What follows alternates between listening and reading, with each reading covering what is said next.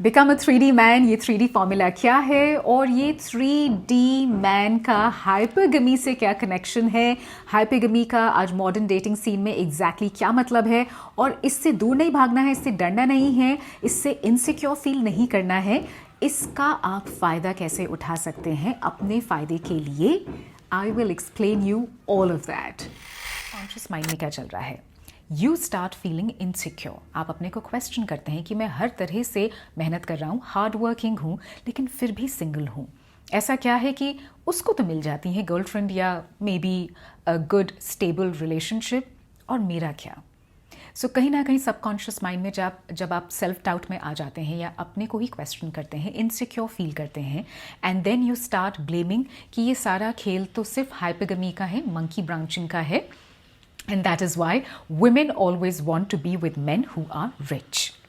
So इसी को आज मैं फीमेल साइकोलॉजी के पॉइंट ऑफ व्यू से आपके लिए डीकोड करना चाहती हूँ कि गलती आपकी नहीं है। ऑलराइट, आपको इनसिक्योर फील करना है? Absolutely not. पोटेंशियल आप में है, बिल्कुल है। फोकस किस पे करना है? अपने पे? यस। मोटिव क्या होना चाहिए? Motive and purpose of life women नहीं हो सकती हैं, वो एक बाय प्रोडक्ट हैं आपकी इमोशनल ग्रोथ का।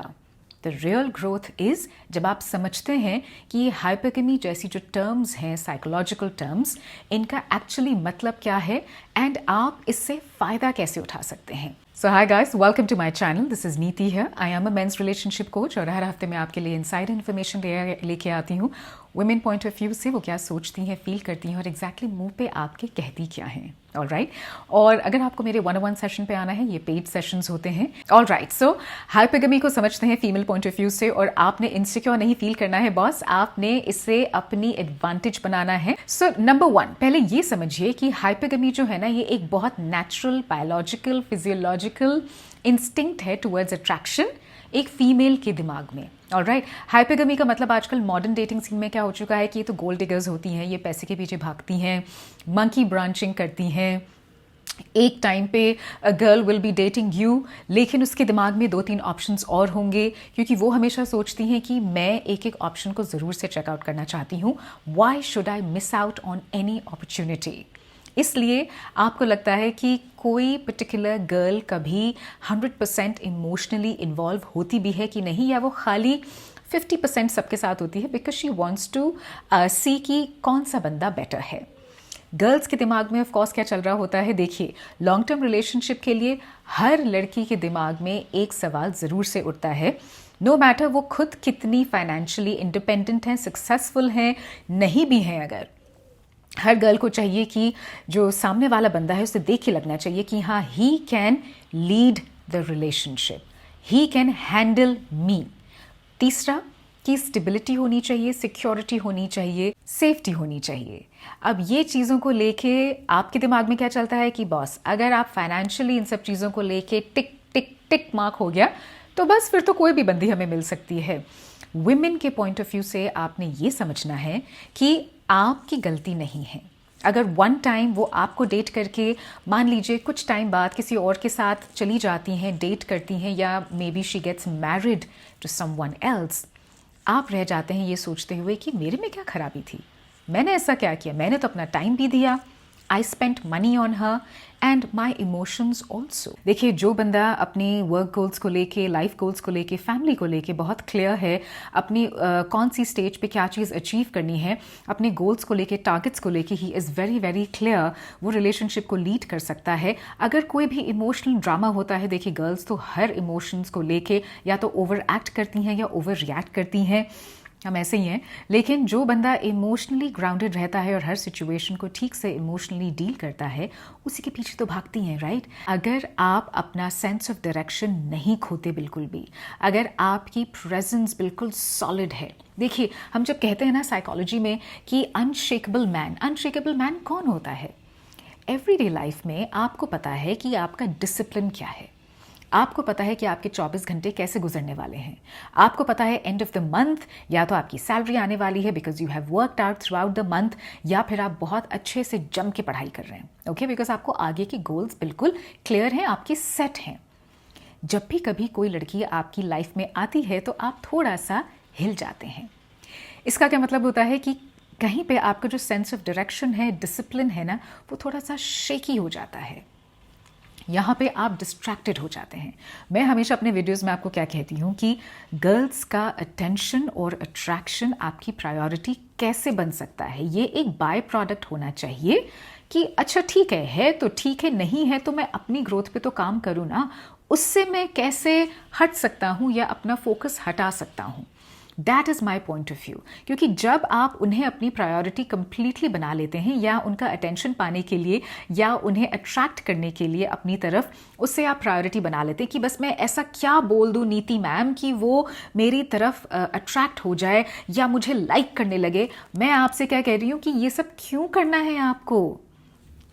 आप उनके दिमाग में क्या चल रहा है अगर उसे जान लेते हैं तो उस पे खेलिए ना, उससे एज एन एडवांटेज लीजिए और उसका फ़ायदा उठाइए अपने फ़ायदे के लिए। मतलब ये जो मैं आपको फीमेल साइकोलॉजी के पॉइंट ऑफ व्यू से हाइपरगेमी समझा रही हूँ आज इस वीडियो में, उसका क्या मतलब है? उसका यही मतलब है कि आप अपने पर्पस और अपने मोटिव को लेके बिल्कुल क्लियर रहिए। जब ऐसी चॉइसेस लड़कियां बनाती हैं, आप उन चॉइसेस को लेके क्या करते हैं, उन्हें आप अपनी प्रायोरिटी बना लेते हैं कि उसने किसी और को चूज़ कर लिया, मतलब अब आपके दिमाग में as a priority overthinking loop में क्या चल रहा होता है कि बस अब मैं गुड इनफ नहीं हूँ, मेरे में तो वो चीज़ ही नहीं है। या फिर आप दूसरी एक्सट्रीम में चले जाते हैं कि I think girls are a waste of time. मैं आपसे क्या कह रही हूँ कि अगर आपके गोल्स बिल्कुल क्लियर हैं, अगर आपके टारगेट्स और उसका टाइम पीरियड जो है वो बिल्कुल क्लियर है, अगर आप मेरा ये 3D फॉर्मूला फॉलो करेंगे, डायरेक्शन, डिसिप्लिन, डिटैचमेंट। मतलब डायरेक्शन अपने लाइफ गोल्स को लेके, करियर गोल्स को लेके, रिलेशनशिप गोल्स को लेके, ओके, लाइफ के किसी भी स्टेज में आप हो सकते हैं। या फिर आई बात डिसिप्लिन की, हर रोज़ के बेसिस पे आपको पता है आपने क्या क्या करना है, एक के बाद एक के बाद एक। अगर आप अपनी चीज़ों को बिल्कुल डिसिप्लिन से फॉलो करते हैं, उसमें सब चीज़ें आती हैं, चाहे आपका अर्ली मॉर्निंग उठना है या फिर वर्कआउट करना है, या अगर आप देर से अगर सो रहे हैं तो वो बंद करके आपने अगर नॉर्मल टाइम पे सोना है, बुक पढ़ के सोएंगे ना तो नींद एक अलग ही, मतलब एक अलग ही लेवल की आती है। इसे कभी ना एक्सपेरिमेंट करके देखिएगा आप। कुछ दिन ना फ़ोन को स्वाइप करते करते बस जो वो माइंडलेस सर्फिंग होती है ना वो करके सोइए तो नींद बहुत ख़राब आती है, डिस्टर्ब्ड आती है। और जहाँ आप कोई बुक पढ़ के सोना शुरू करेंगे, इतनी अच्छी डीप स्लीप आएगी। और good night sleep is very important for you. तो ये छोटी छोटी चीज़ें होती हैं ना। सो अगर आप में डायरेक्शन है, अगर आप में डिसिप्लिन है और डिटैचमेंट का मतलब ये नहीं कह रही कि साधु संत महात्मा बन जाइए। मैं आपसे ये कह रही हूँ कि डिटैचमेंट मतलब अपनी पर्पस ऑफ लाइफ को हिलाइए नहीं। पर्पस ऑफ लाइफ अगर आपका कुछ और है तो किसी लड़की के आने से the girl can not become your purpose driven तो आप हैं, लेकिन किसी भी गर्ल को अपनी लाइफ में लाने के टाइम पे आप वो पर्पस खो जब देते हैं ना, वो प्रॉब्लम एरिया बन जाता है।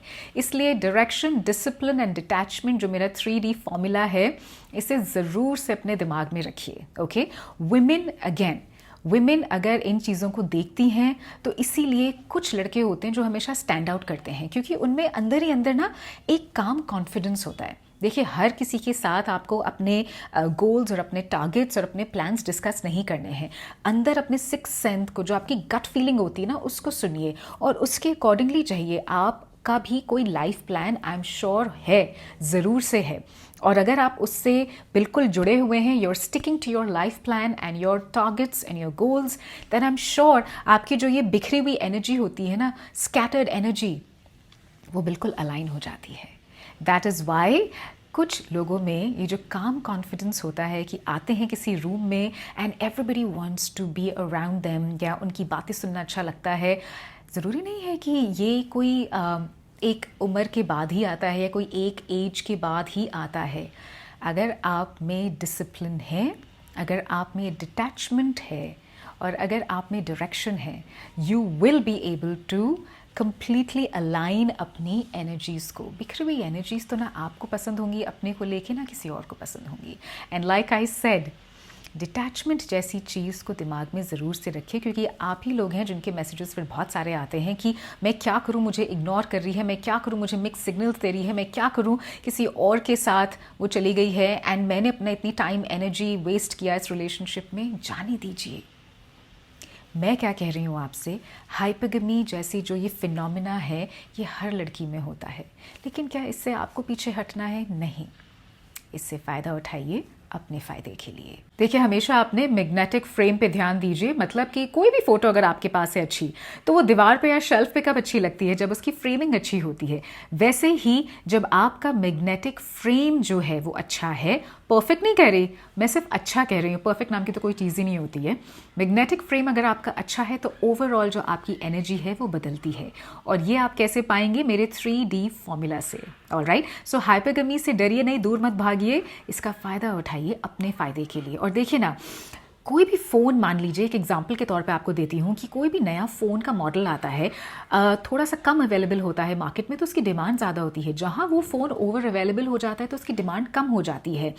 वैसे ही अगर आप बनते हैं 3D मैन, तो आपकी डिमांड हमेशा ऊपर होगी, because every girl would want to be with you, every girl would want to date you, and girls would want to be with you in a happy, healthy, long-term relationship. हो सकता है ऐसी बहुत सारी लड़कियां आएंगी जो आएंगी और जाएंगी, लेकिन वो गर्ल्स सिर्फ टॉक्सिक मैस्कुलिनिटी को ही अट्रैक्ट करती हैं। मैं उसकी बात तो आज कर ही नहीं रही हूँ। मैं बात कर रही हूँ कि हाइपरगमी जैसे जो आइडिया होता है, उससे ये दिमाग में सवाल मत पैदा कीजिए कि गर्ल्स ऐसा क्यों करती हैं और ये तो गलत है। आपके दिमाग में सवाल होना चाहिए कि क्या मैं वैल्यू ऐड कर रहा हूँ अपनी लाइफ में अपने लिए? जहाँ सवाल बदलेगा वहाँ पे जवाब बदलेगा, और जहाँ जवाब बदलेगा वहाँ पे आप किस तरह से अपने पे काम कर रहे हैं, वो जो आपका एटीट्यूड है वो कम्प्लीटली बदल जाएगा। सो आई होप कि आज के इस वीडियो से आपको कुछ तो अलग इंसाइटफुल इन्फॉर्मेशन मिली होगी। हर हफ्ते मैं आपके लिए ऐसी ही कोई फीमेल साइकोलॉजी की इन्फॉर्मेशन लेके आती हूँ डीकोड करने के लिए। आप मेरे पेड 101 सेशन में भी आ सकते हैं अपनी कोई भी रिलेशनशिप इश्यूज़ को लेके या अपनी सेल्फ ग्रोथ के लिए। एंड अगले हफ्ते मैं फिर से आपसे मिलूँगी। एंड प्लीज़, ये जितने भी मेरे मेंस मेंटल वेलबींग पे वीडियोज़ हैं, इन्हें शेयर कीजिए, जिससे कि ज़्यादा से ज़्यादा main can become a part of this community.